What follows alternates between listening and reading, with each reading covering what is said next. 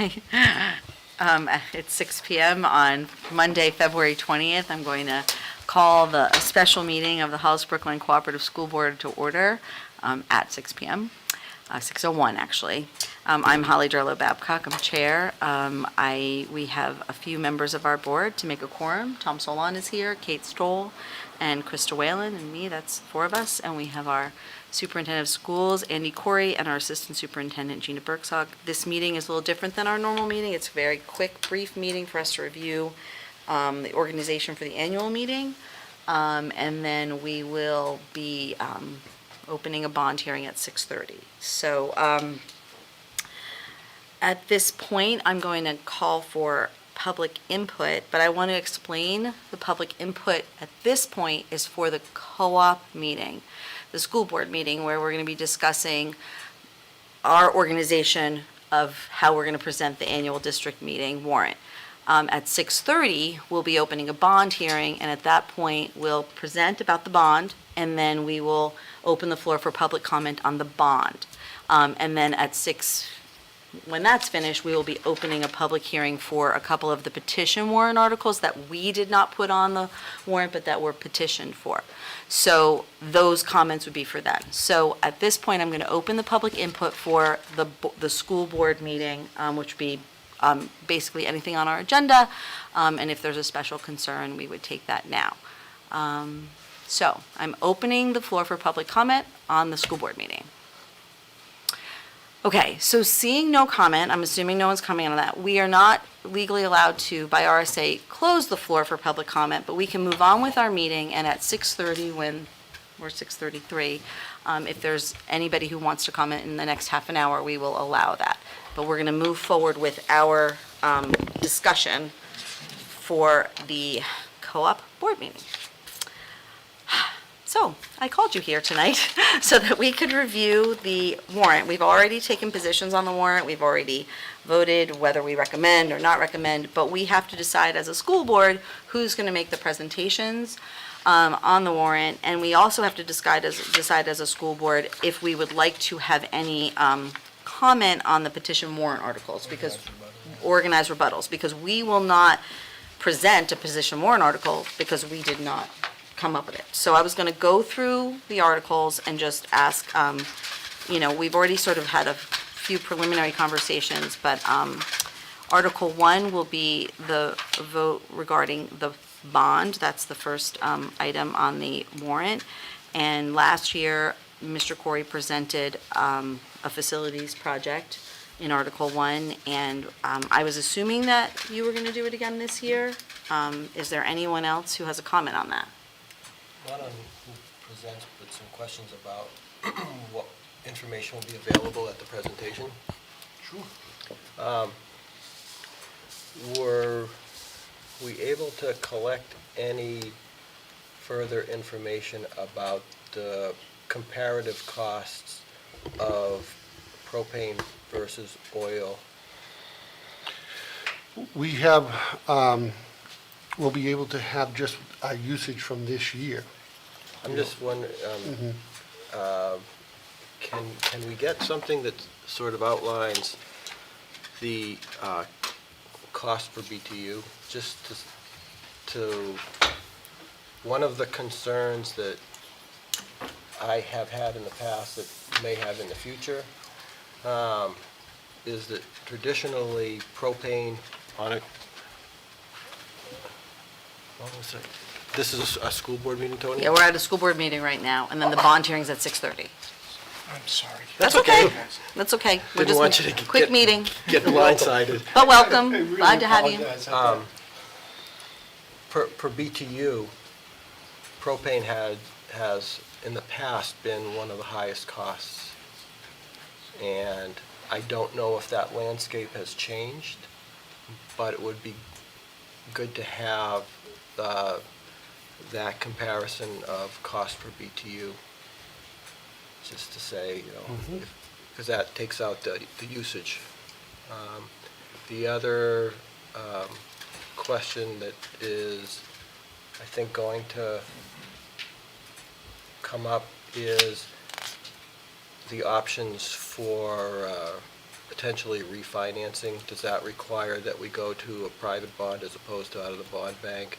I know some of them have a 10-year that you can't, some of them you can do right away, and some you can't do at all, so questions about refinancing options. Okay. Thank you. Great, thank you. Are there any other questions on the bond presentation for the superintendent? Okay, or Kelly, because she's here too.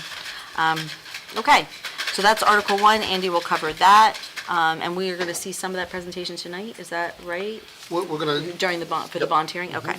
Article 2 is the article related to the HESA, Health Education Support Staff contract, and Krista has been covering that for us, so I assume that you're okay with doing that again?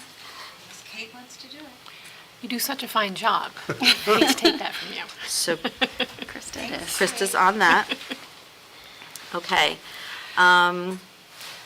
Article 3 is the budget, and that would be covered by Darlene. that's correct.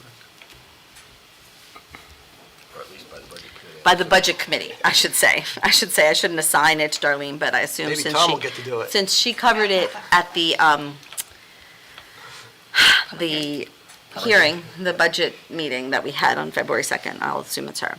The SAU budget, which is Article 4, I did that. I'm perfectly comfortable with doing it again, if that's okay. I'm going to do basically what I did at the February 2nd meeting.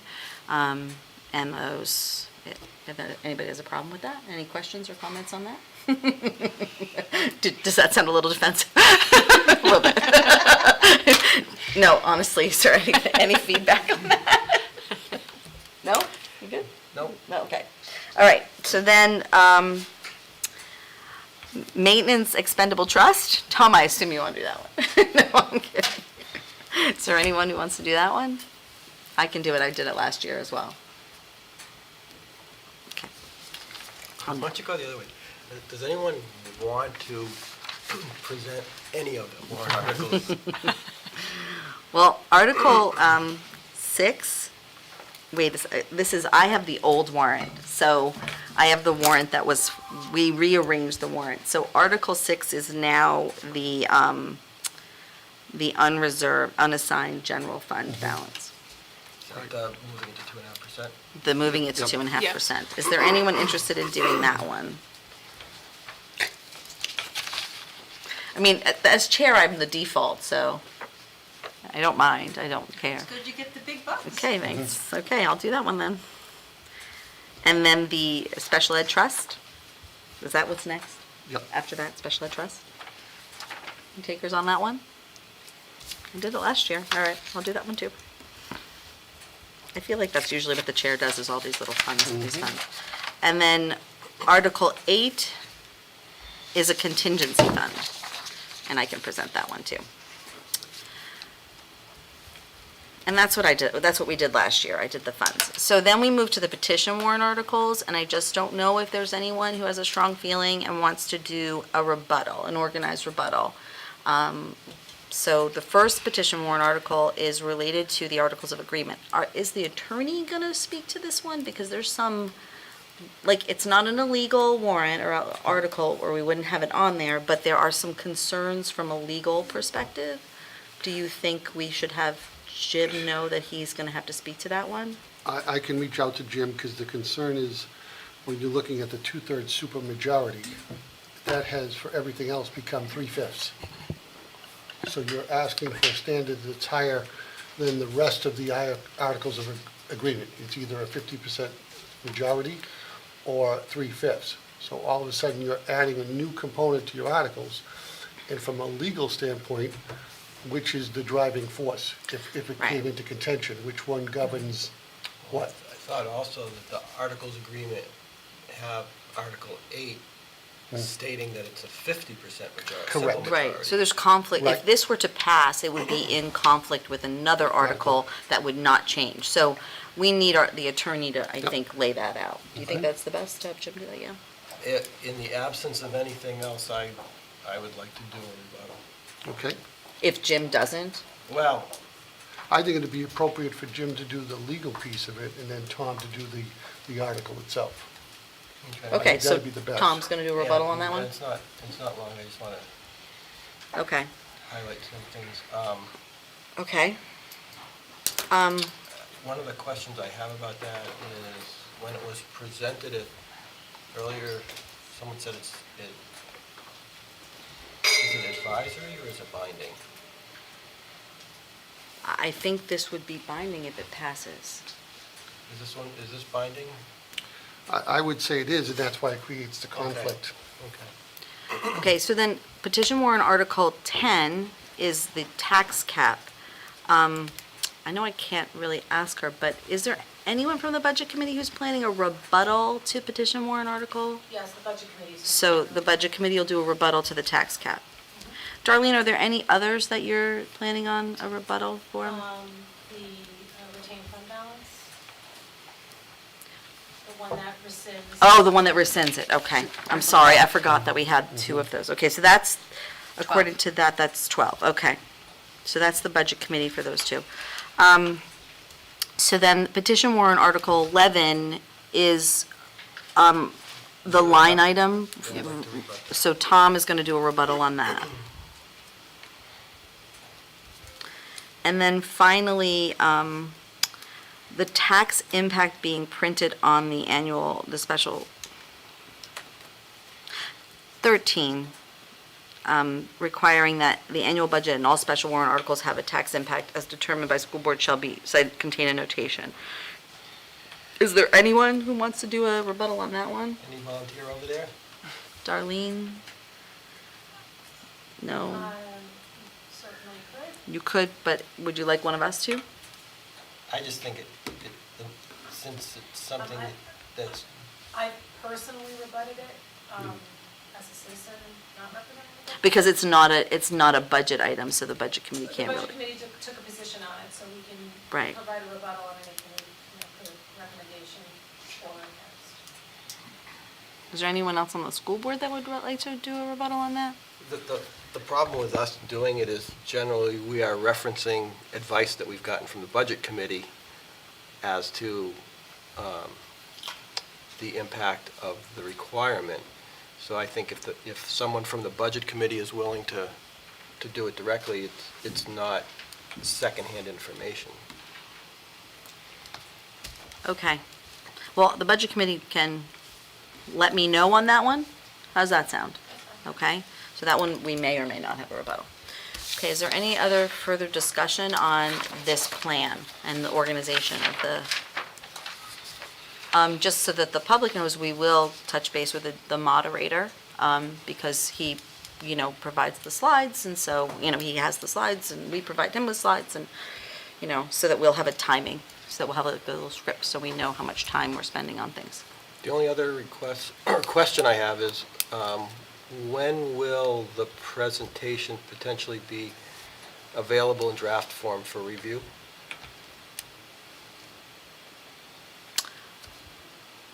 I'm Is not that- sure if I know the answer to that, because so much of the presentation is done, but I think it's the final budget numbers that go in, right, Darlene? Yeah, So- I'm just wondering. The question from the board, I feel like Darlene should just sit up here. The question from the board is just around when will the final presentation be ready for review, the draft presentation? The draft version of it. I'm not so much concerned with the budget itself. I'm curious about the supporting documents for some of the other warrant articles to see if there is anything in there, or to see what's in there, or whether it's going to be strictly verbal for the most part. The supporting documents, I can speak, on the Yeah, you might want to come to the microphone. Yeah, thank you, Darlene. Can I just? Sure. Pull up a chair. Special guest. The supporting documents for any of the articles will be anything the board provides. Okay. And then for the articles, I don't think I'll be doing anything really substantively different from what was presented at the public hearing. Okay, yeah, So- so the, But because there will be a rebuttal to some of the petition articles, there will be documents that go along with that haven't been prepared yet. okay. And the only thing, I saw that the stuff at the hearing, but I haven't actually, I could only see it as long as it was up. I was just wondering if there's a chance to sort of go through it so that we can understand that. Sure. I probably will add some things to HESA, Okay. maybe change some things, but I'll. But if we could get that at least a couple of days Yep. before, that would be helpful. I know, Pizza, I know I mean, if that you you're need help working on with to it, the let me last know. minute, so. So what was presented at the public hearing is posted. It is posted now? Yep, and I can send that link to you, so you know where it is. Okay, Great. thank you. So that's Yep. already posted, and that's pretty much, and the rebuttals we'll put together between now and then, And so. so Christie, or Krista and Holly, you think the only things that might differ from that, from what the board's presenting, are likely to be some additional stuff for HESA? I just might add some things to HESA. Okay. And then your rebuttals, because you have 2 rebuttals that you've asked for. I don't know that they need any slides? slides. Okay. I'm going to think about that. Okay. So, The one other thing that comes to mind is the outlook of the bond, and just where, because we're getting closely to a point where one of the bonds falls off, so there's a chart that kind of shows where, kind of like the timeline. and that won't be ready until a couple days before or a day before? It would be part of the draft. I Okay. mean, we kind of have it, Okay, great. and it's been prepared in backup before, and so we'll add this new one Okay, as a result of the recommendations, just to kind of show perfect. how that goes. Thank you. Thank you so much for all your hard work, Darlene. Yeah, sure, Appreciate it. happy to help. Great. Nice, consistent, format and message. Yeah. Always helps Great. everybody, so. Thank you. So, that's pretty much it. I think maybe the board can take a recess. If someone from the public were to come in to speak, we'd have to come out of recess and listen to public input. And at 6, I think we're going to have to start the bond hearing at 6:33. Is that okay? Because we opened at 6:30. It doesn't matter. The other thing I can do is not part of the bond hearing, but is the background that got us to tonight. You want to do that now? I could do that now because it's not part of the bond hearing, but I think it might be helpful for some people. That's fine, that works for me. Sure, Okay. that works for me. Great, so then we're not gonna take a recess, forgive me, I misstated. No lunch, no seesaw. What I wanted to do was kind of give an update on how we arrived tonight for our bond hearing for the people at home. At the end of 2021, we received a notification from the Department of Education that there was the potential for Building A to be returning to the state of New Hampshire, and that we would have to file a letter of intent shortly into '22. So we did that. And then once we filed the letter of intent, we were notified that we would have to complete the package that went along with filing for building aid. We decided that we would file for building aid because coming out of COVID and the transitions going on across the state, we didn't anticipate that many people putting in for bonds. So we thought we might increase our potential. To that end, there were 17 proposals submitted to the Department of Education for building aid, of which 4 of them were submitted by SAU 41. That was followed up by the DOE coming out and doing on-site visits and a variety of different things, meeting with Facilities Director Kelly, myself, Gina, and going through our proposals. In the winter, we received notice that out of the 17 proposals, we were basically the last 4 ranked. There were other priorities. A big piece of this is always going to fall on your need base, your free and reduced lunch, those statistics, which are not always favorable to us. So when we originally started the process at the co-op, just speaking of the co-op, we had a project for the middle school and the high school, and what we submitted was about $8.5 million each, and we would receive 30% reimbursement from the state. To get to that $8.5 million, we went through a process of, we reached out to Banwell Architects, who had been involved with us a few times over the years, so they know our buildings. And Brad Prescott and Ingrid Nichols came out, and they actually started with principals interviews. Kind of tell us what's wrong with your building. So when we started at the high school, we were once again looking at the cafeteria. If you've been around Hollis and Brookline, that's always been a piece. the need for 4 additional classrooms, to relook at the library because we have a usable classroom, but you actually have to go into the library to get into the room. There's no access from the hallway. And then infrastructure around lighting and boilers. The same process was conducted at the middle school. Once Brad and Ingrid had gotten all their information together, we then reached out to Mike Davies. Mike is with EEI, which is a energy consultant type of company. They worked with us last year on our unit ventilators at the high school and are working with us right now on the Brookline RMMS project with a multitude of space pieces. So once we realized that state aid was very unlikely, we realized that we needed to really start to reprioritize. But we really thought the process we went through was great because it really set up our CIP, the capital improvements plan, for the next several years. Because everything was captured, architects had drawn plans, so at least we had more than just a narrative. We now knew specifically what we needed to look at. But we also knew that with the economy the way it's going and the unknown factors, that approximately $17 million was unlikely to pass. So what we did is we kind of went back in reverse order and realized that as much as we desperately need a new cafeteria, we've been surviving for 20 years, so the cafeteria in those 4 classrooms would come out. We then went back and looked at the library commons at the high school, and again, yes, a door opening from the corridor to that classroom makes a lot of sense, but again, we've been surviving without it. We came over to the middle school. There was a plan to repurpose a lot of this space into more educational needs, because right now, from a code standpoint, you would no longer be allowed to have this corridor through this educational space. So the minute we do something to the building, we need to catch up with some of the code issues. So that would be one piece. So the library and the administrative offices and the front entrance at the middle school were all looked at extensively and then once again removed. And we came down with boilers, lights, and science labs. So we went through the science labs. From a square footage point of view, our science labs don't meet the new code for 24 students. So at some point, we do need to do something to them, but they're in, if you don't know the building, they're in the back left-hand corner. And we just felt a more comprehensive look at that space to really make sure that when we go to repurpose it, whether it be science rooms again or other purposes, that we had the most well thought out and dedicated time to that.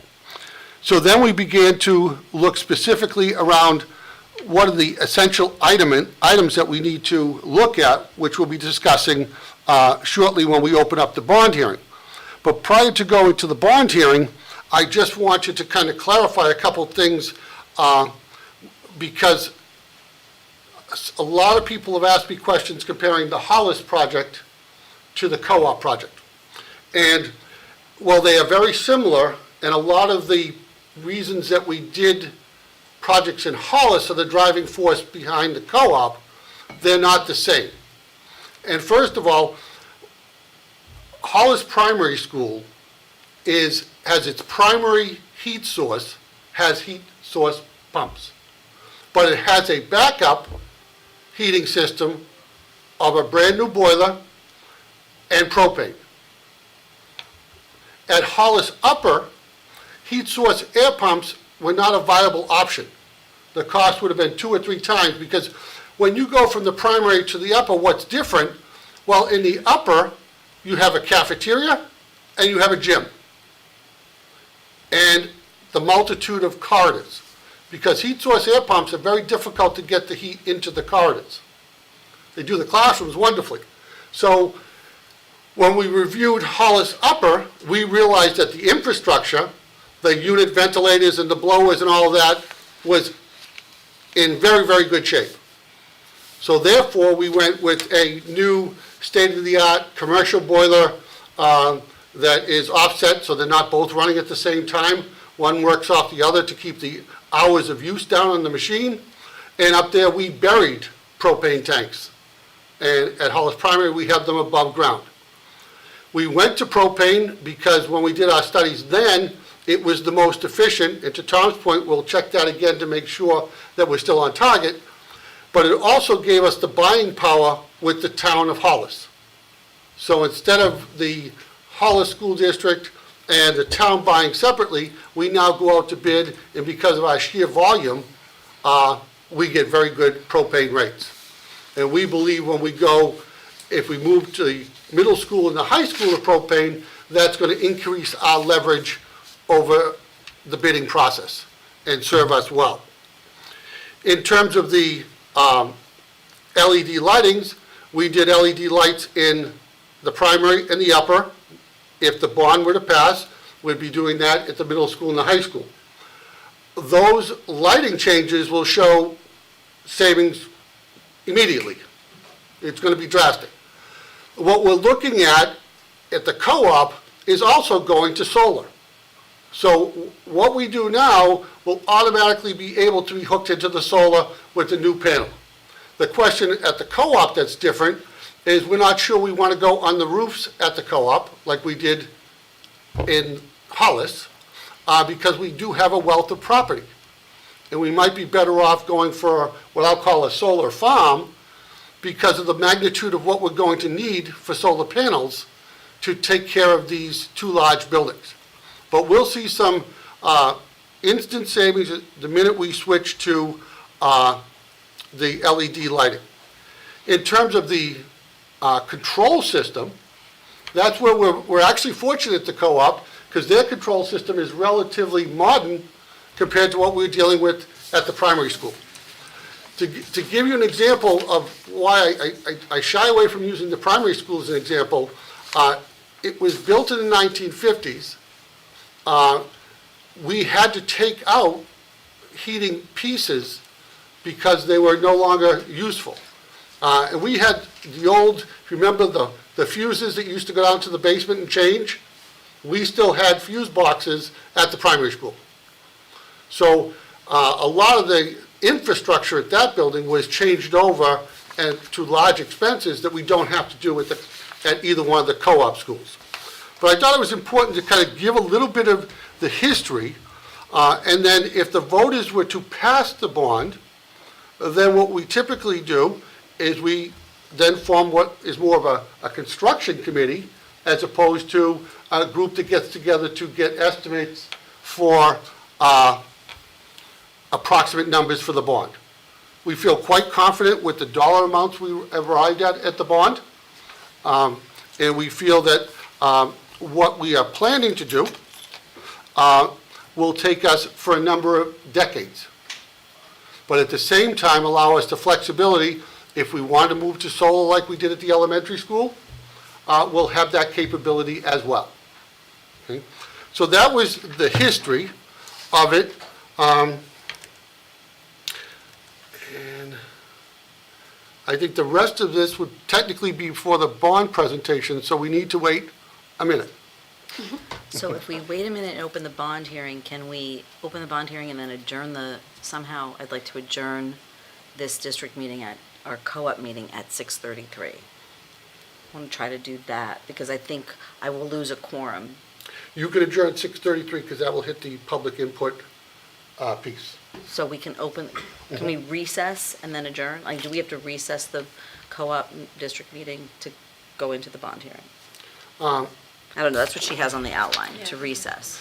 I think the easiest way, cleanest way, is we just wait 3 minutes. Yeah. Adjourn this, And go then into the bond yeah, hearing. that's kind of what I was Yep. hoping we would do. Okay. So we can just chill out here for 3 minutes? Yes. Okay. Okay, everyone. And then when the bond hearing starts, will the budget committee join us at the table? They are most welcome. Okay.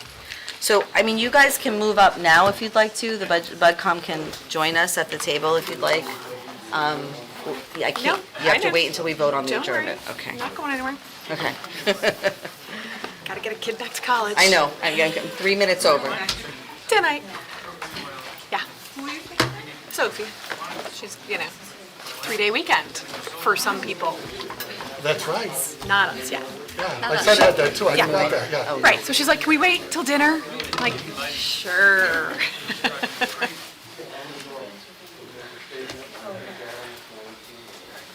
It's the lid. It's the lid.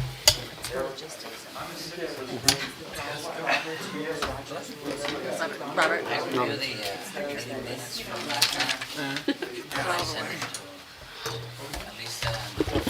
Good, how are you? And we're starting with the bond, right? Start with the one. Failing, but I'm excused. I will be, as soon as we adjourn. And no one's taken any votes, right? And did we already voted to recommend and all of that? No, because the number, I talked to Jimmy, the number came down. Yeah. I mean, it went from Ruling on us. to 76. Now, Right. we will explain why that, but it's just like the vote is on the substance of the article. The numbers are always flexible until the board decides what they are. Yeah. You're on Team Krista, you would. Well, you know, we gotta see. So do I need to hear what you're saying? Having a medical treatment on Wednesday, I'll have to actually leave for about 3 weeks. Okay. Well, goes well. Self-preservation, that's what It's important. It's good to know. All I can tell you is the Hollis It sounds ominous. Nowadays, it takes a very precise. It's the same difference between the oil bill, like Hollis. Very interesting. More damage. So it's your school. Team, they race throughout the event. Okay, one of our neighbor's kids was interested. Is it 6:33? Lou, yeah. So we opened at 6:03. We have to give public input at half an hour, so we're technically here in case someone wants to speak to the waiting. Because Max Rose also. So what did I miss? Nothing, we were having a co-op meeting. Just a club meeting? Yeah, we were going over the warrant to see who's going to present what. We were just getting organized in public. Okay, it's 6:33, so at this point, Tom Saul on. Hello? 6:33, I'd like to take a motion to adjourn the Hollis Brookline Cooperative School District meeting. Moved by Tom, Second. second by Kate. All in favor? 4-0. So the Hollis Brookline Cooperative School District meeting is adjourned. And at this point, I will open the Hollis Brookline Cooperative School District public hearing on the bond. The purpose of the public hearing is to receive input on the proposed bond for the Hollis Brookline Cooperative School District warrant article for the energy-efficient purchase and installation of boilers and LED lighting for both the middle and high school. The proposed warrant reads, to see if the school district will vote to appropriate the sum of $3,076,806 gross budget dollars to finance the acquisition and installation of energy-efficient LED lighting and propane boilers with associated costs for oil tank removal for both the Hollis Brookline High School and Middle School.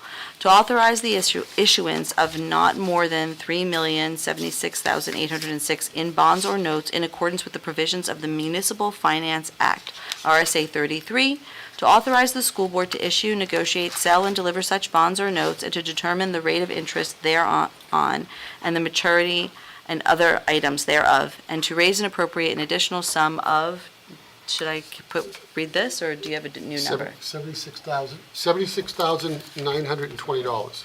$76,920, thank you. To pay debt service on such bonds or notes for the 2023-2024 fiscal year. A 3/5 ballot vote is required. At this point, I would ask if there's a presentation, that Mr. Corey will be doing a presentation. Joe, can you click? Awesome, thank you, Gina. Okay, I wanted to take a couple minutes and go over what makes up that approximately $3 million. At the high school, the improvement is for LED lighting with the estimated cost of $558,603. And at the high school would be a propane boiler. That propane boiler has a couple components. One is the oil tank removal. We have an underground oil tank at the high school. From a environmental point of view, getting the tank out would be very favorable. Also, it should be noted that in the most recent legislation, the state environmental agencies have changed the piping requirements for oil tanks. So for the oil tank into the high school itself, we would have to do $150,000 of approximate piping changing to meet the new standards that are coming out. And that happens whether we decide to do a bond or not do a bond. And if we spend that $150,000, I'm not sure how quickly I would want to make adjustments. I will still need a new boiler, but at that point, you have to look at the cost of the going into the oil. The installation of new tanks, those would be propane tanks. We will determine whether above ground or below ground is the best place for those. That would be $75,000. And to take out and install the new boiler at the high school, that would be $1,053,000. We are projecting a yearly savings for the LED lighting of $42,036. And we see an opportunity because of state programming for potential rebates of $40,000. For the boiler, we're looking at a savings of approximately $47,670 and a potential rebate of $16,000. The high school boiler is from 1996. The oil tank at the high school was put in on January 6, 1997. So they're both giving us many, many good years. At the middle school, again, we're looking at LED lighting for a cost of $423,702. And again, the replacement of the propane boilers. The oil tank removal would be $48,500 at the middle school. To install new tanks, either above ground or underground, would be $60,000. And to install the new boilers would be $806,000, giving us the $3,076,805. In terms of the rebates at the middle school, we're estimating $26,810 for a yearly savings from the LED lighting. From the propane boilers, we're estimating a $30,921 savings, and potential rebates of $30,000 for the lighting and $16,000 for the boilers. So the yearly savings would be $147,437, and the potential rebate would be $102,000. We had gone out and just got some overviews. A 10-year bond at 3.8 was $364,000 a year. A 15-year bond at about 5% was $291,272. The warrant allows us to go to bid, and for those bids to come back to the board and be reviewed by the board, and they would ultimately select the term, the interest rate, and the vendor for that bond. In terms of the oil tanks at the middle school, there are 2 units. The first one was installed in 1987, so it's over 30 years old. The second one was installed in the mid-90s, so it's 25 years old. There would also be a consolidation at the middle school, so you would go from 3 boiler rooms to 2. It doesn't sound like much, but any type of custodial storage space that we can gain back is great square footage to have. And the middle school oil tank is installed in 8/31/1987. So the middle school oil tank is a concern. The LED lighting would have the ability to be connected at some future date to solar if we move to that. We have looked tentatively at our roofs, as well as the potential of could we do what I would call a solar farm somewhere on the property. Obviously, we have some swamp issues on our property. We have a variety of different pieces that would cause us some difficulty, but obviously a solar array or a solar farm would substantially increase those yearly savings. Just to give you an example, we're probably seeing about 75 to 85% of our electric bill in Hollis, which is already moved there, is done through the solar arrays. So it does provide us a great dividend. The boilers that we'd be able to install, again, there's no reason they can't be hooked up at a future date to the solar as well. So nothing we're doing now limits us from moving forward. When we did the studies just a few years ago in Hollis, we looked at, wood pellets, wood, oil, propane, electric, and not much from that data has changed. We are seeing all our energy bills go up because of what's happening with the economy. So this is an ideal time to look at these because those estimates of savings might actually be increased because of the increase in cost. All right, next slide. Oh, okay. That's it? You done? No, I've got a couple more things. I just want to make sure. I got to switch glasses again.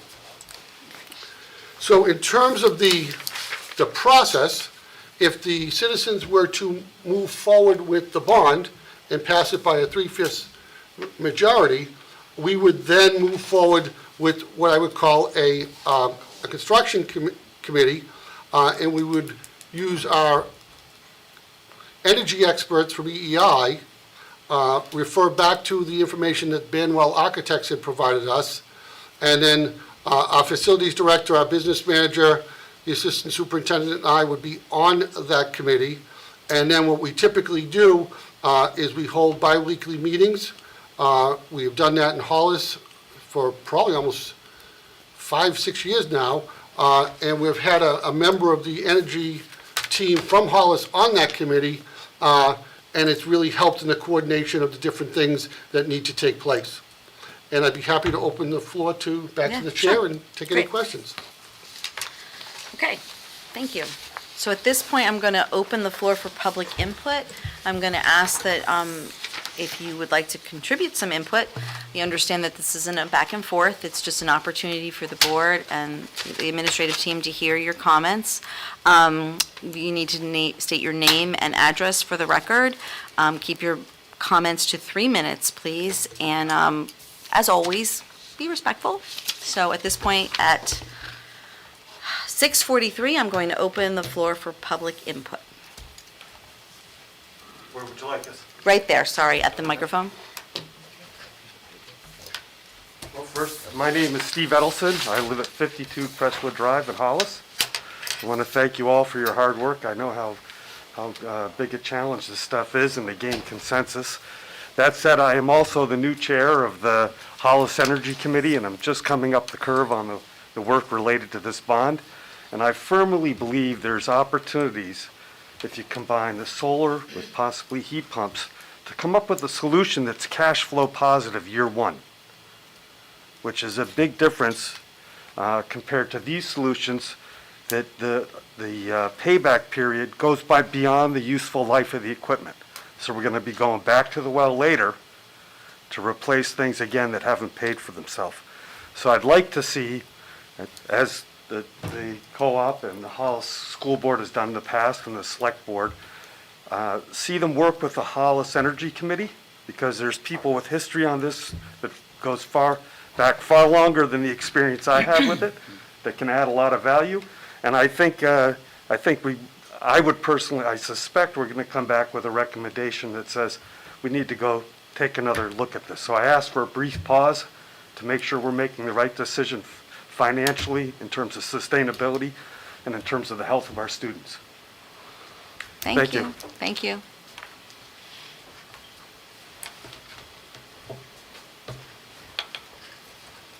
Can we ask questions of the public? No, it's just their input. Hi, good evening. It's Venu Rao. I live at 37 Arbor Lane in Hollis, and I'm also a member of the Hollis Energy Committee. And I'm here to tell you that Hollis Energy Committee has a history of working on sustainable energy solutions.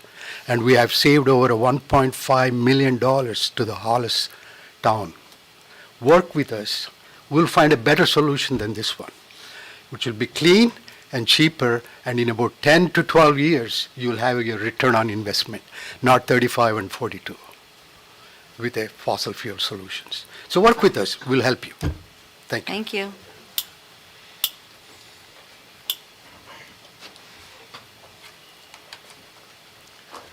Another one from the Hollis Energy Committee, but I'm also part of Hooray. Name, address. Oh, I'm sorry, Adam Jacobs, 15 Crestwood Drive in Hollis. So I know that you've spent a lot of time looking at this, and it's a complicated system. It's a big school. There's lots of different kinds of spaces. But the energy world is evolving a lot. It's no longer sort of new stuff. It's very mainstream. It's the way of the future.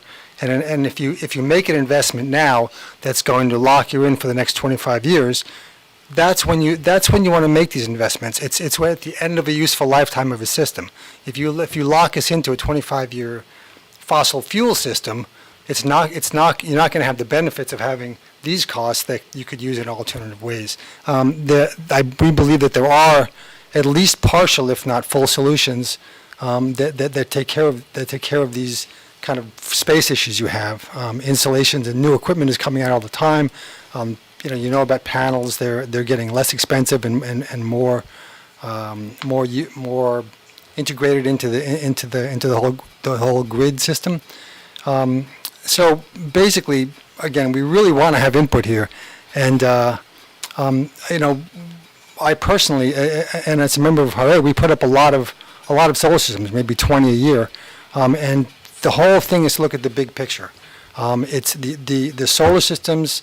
You have current electricity use. The heat pumps increase that a lot. You have to look at the long-term play here, and we constantly ask people to look, okay, what happens, now you have this much electricity. What happens in 2 or 3 years when you start to use heat pumps, when you start to use maybe electric buses? There's other kinds of things that are going to play into this that are not in the long term anymore, they're in the short term. So, I think the feeling is don't lock us into 25 years of kind of obsolete technology when we have the opportunity, now that all this stuff is obsolete, to do the right thing both for the economics, because the payback is way better. Nobody's putting in these kinds of systems anymore because they're not as cost effective as solar and heat pumps. So that's what we want you to look at, and we're just so here ready to help you. And we know that you have experts. One last comment is that, it's really good to have somebody, an independent, set of people looking at these contractors who are good engineers. I was an HVAC engineer, and I know about it. And, but it's good to have people to bring alternative perspectives, to help balance their perspectives. Thank you.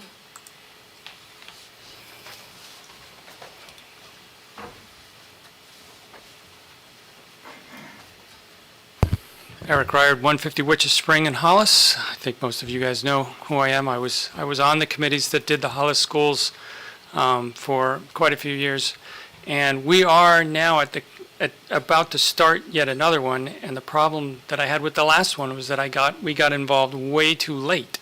It was after the money was already approved, and the plan was already in place to use propane. Like, there's no reason the Hollis schools even now should be using propane. They have solar. They have electric. Why isn't everything electric? Ask any of the teachers at the primary school, what do they like about it? It's quiet, and it's cool in August and in June, or in September and in June. They get comfort. They can control it themselves. Everything is modern in the primary school.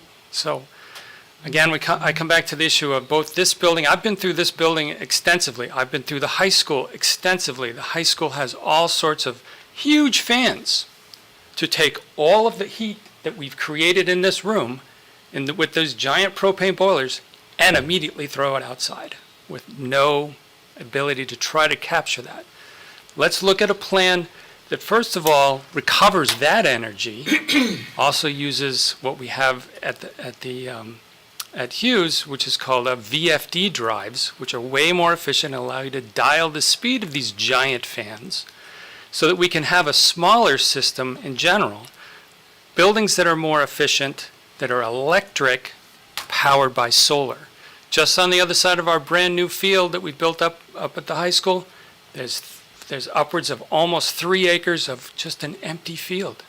No one can see it. You literally can't see it from anywhere. You can see it from the air, but you cannot see that field at all. There's, like, no one's going to hardly even know it's there. We can power probably both schools from that one field. The roofs on these buildings are also probably usable. I don't know, Andy, I know the high school's been getting replaced, but that was the plan. Both buildings have nice roofs. We could put panels on those as well.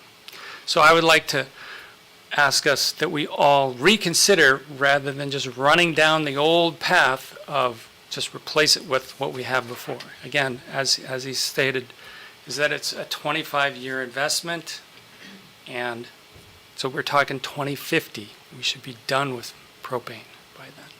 Thank you very much. Thank you, Eric. Anyone else?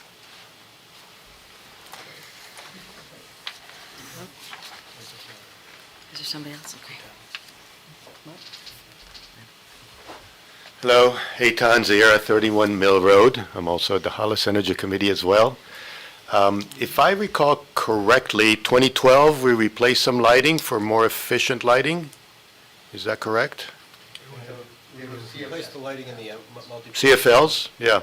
So there's already efficiency. Rather than taking all these out, it might be worthwhile to do it incrementally as lights go out to replace them, rather than a big investment all at one time. It's not going to be a huge uptick in savings if you replace LEDs from CFLs. But slowly replace them, it may make more sense. Just a suggestion. Thank Okay. you. Thank you so much.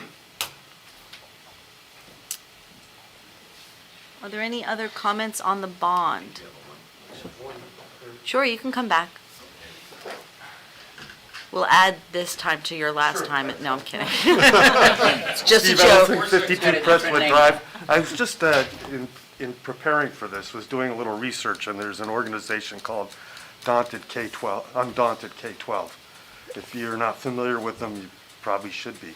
But in speaking with them today, there are 30 to 40% government subsidies under the Inflation Reduction Act for heat pumps. So that should be a big factor when you're evaluating the cost of these systems. Not everybody understands the IRA yet, but the details are coming out right now. As it's written, it's 30%, likely to go to 40%. So I just thought I would share that with you, Thank you. so you could factor it into your planning. Thank you so much. Any other comments? Okay, seeing none, I'm going to close the bond hearing at 6:54 actually, PM. And I'm now going to open. Okay, so the next public hearing we have is a public hearing of the Hollis Brookline Cooperative School District related to 2 petition warrant articles. The purpose of the public hearing is to review and gather public input on petition warrant articles that will appear on this year's ballot. I'm going to open that now at 6:54 PM. Just a reminder to the public that petition warrant articles do not come from the board. They are warrant articles that have been put on the warrant by petitioners. I believe it's 25 petitioners are needed? Okay. So petition warrant Article 9 is to see if the Hollis Brookline Cooperative School District will vote to amend the Articles of Agreement of the Hollis Brookline Cooperative School District by adding the following new Article 12.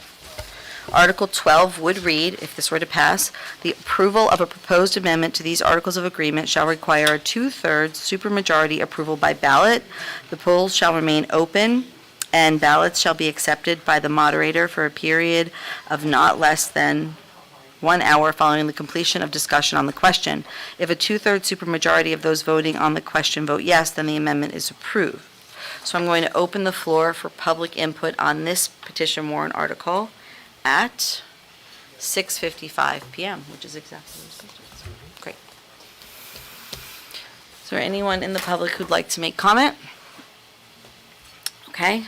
At this point, I'm going to close the public input at exactly 6:55 PM. We also have petition warrant article number 10, which reads, "Shall we adopt the provisions of RSA 32:5-B and implement a tax cap whereby the governing body or budget committee shall not submit a recommended budget that increases the amount to be raised by local taxes based on the prior fiscal year's actual amount of local taxes raised by more than 5%. Is there anybody who wants to present on this? No, we're not going to do that tonight. Okay, so I'm going to open the floor for public input on this petition warrant article at 6:56 PM. The mic is open and public input is available. Okay. Seeing no public input on petition warrant article 10, I'm going to close the public hearing at 6:56 PM. And that is all of the business that we have for this evening. So we're done. We already adjourned. We're good. For the Budget Committee, we had a post